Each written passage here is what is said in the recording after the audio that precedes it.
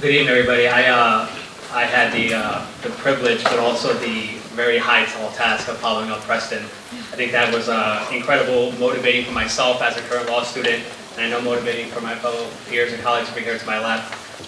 But I did want to thank you guys for being here tonight.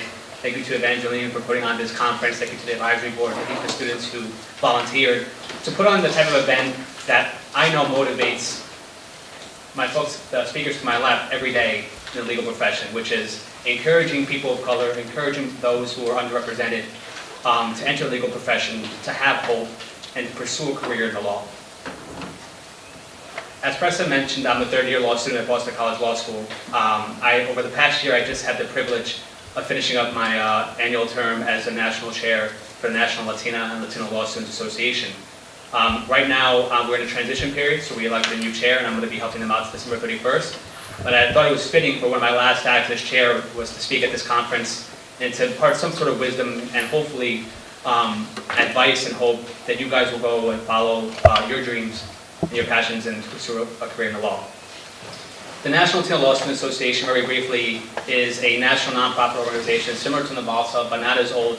That was formed in 1996 by 4 law students in California who had a vision of connecting Hispanic law students across the country. Today now it serves over 115 chapters at law schools across the country, and our goal is pretty simple. It's advancing a national network of Hispanic law students to pursue and be successful careers in legal academia, practice, and public service. Now, how does that tie into the bigger picture? A little bit about myself is, before I came to law school, I was not involved in any type of affinity or diversity student groups. Since coming to law school, it's been one of the things that I've spent the majority of my time on, even more so than class. And that's just to say a little bit about the state of where we are. When I was in college, I had plenty of opportunities to join groups like Forza Latina, the African College Student Association, the Muslim College Student Association, all these different types of opportunities, and I was very heavily involved in student government. But for some reason, it just didn't click. And it wasn't one of the things that I spent most of my time on. And I share that piece of personal history about myself to let you know that the times call for us to step up. When I went to law school, I realized that, holy cow, we really are underrepresented. We really are fighting a fight. We really need to be where we are right now in this moment in time to be in a position to impact change as future attorneys. When I sat in my orientation, looked around, and did not see anybody who looked anything remotely brown or black. That seen anybody who didn't come from diverse social economic backgrounds. And I said, okay, I got to do something about this. First week of class, I got involved with the Latin American Law Student Association, got heavily involved with the Black Law Student Association, partnered with friends at the Muslim Law Student Association, and from then and onwards, I've been involved the last 3 years in law school. These times call for the community to come together and step up. When I was a college student, and even in my years afterwards, I kind of viewed it in an individualistic manner. I went throughout my life hoping that I would eventually become a lawyer and fight my own individual struggles and see what was going on in the world around me and saying, this is difficult, but if I make it on my own, if I do this on my own, like maybe I'll be able to impact some sort of change, some sort of social change as was mentioned. But I realized you cannot do it alone. It's not possible to do it alone. And to think that would be foolish, and it's only causing a disservice to those who I know that everybody in this room wants to help and impact as future lawyers. So when I came to law school, I said, I got to do something different. I got to get involved. I got to partner with our communities. I got to learn more. I got to challenge myself. I got to jump outside the comfort zone. I got to speak Spanish a little bit more. I got to pronounce my name as Pena, not Pena, like I was taught when I was younger. So I was hoping to pass for Italian. And this law school experience taught me a lot more than I could ever learn in the classrooms. And the reason I've learned so much over the last 3 years is not like I mentioned about the academics, but about this, about diversity, about everybody here in this room, about the panel, the speakers to our left, who've shared all their incredible stories and journeys and their aspirations and hopes for all you guys. That's what I've learned throughout law school.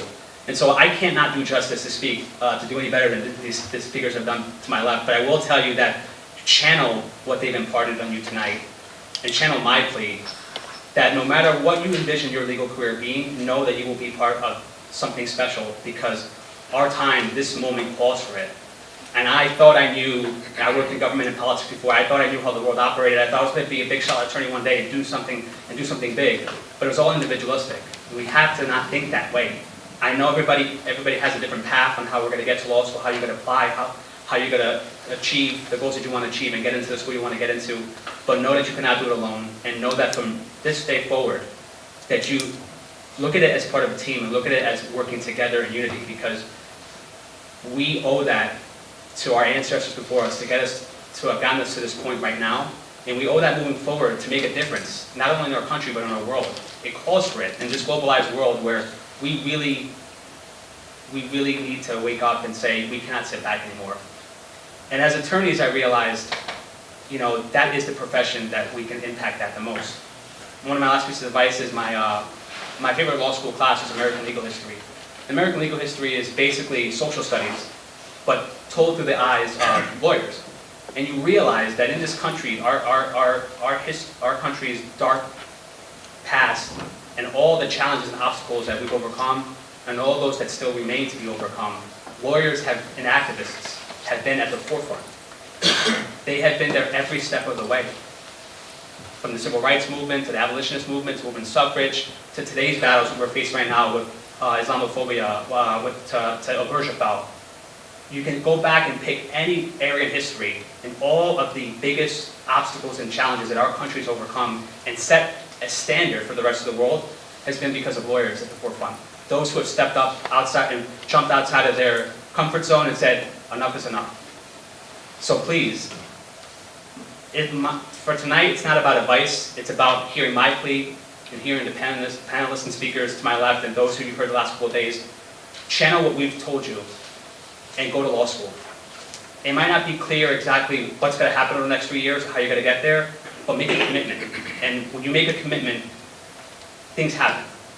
And so with that, I wanted to thank you. Please feel free to add me to your network, and I really hope that wish you the best for the next couple of years.